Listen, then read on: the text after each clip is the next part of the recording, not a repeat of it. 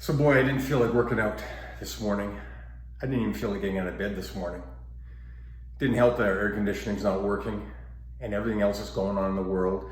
This is day 118 of the COVID-19 lockdown, isolation, stay at home.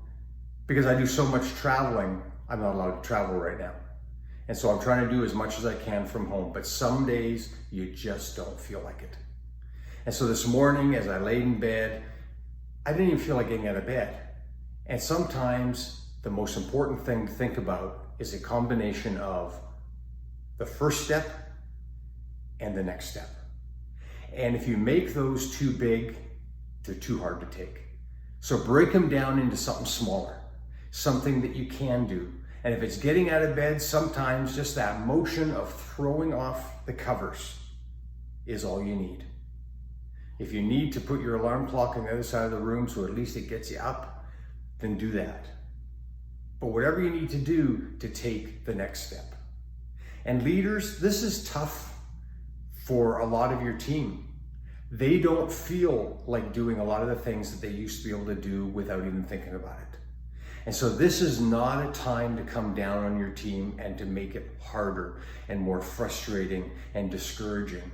Leaders, this is where you gotta lift your team up and help them to take the next step.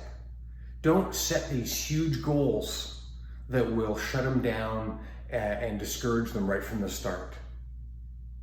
Set realistic goals and then meet with them every day if that is what's required, just to have a conversation and coach them in taking the steps and doing the things that they know they can do. This is a time for leadership. This is a time for digging deep. And I encourage you to do that and to take the next step today for yourself and to help your team take the next step. And all those little steps, just like the intentionality model, will lead to greater results than what you would otherwise do, because gravity will keep pulling us down. All of the negativity will keep pulling us down.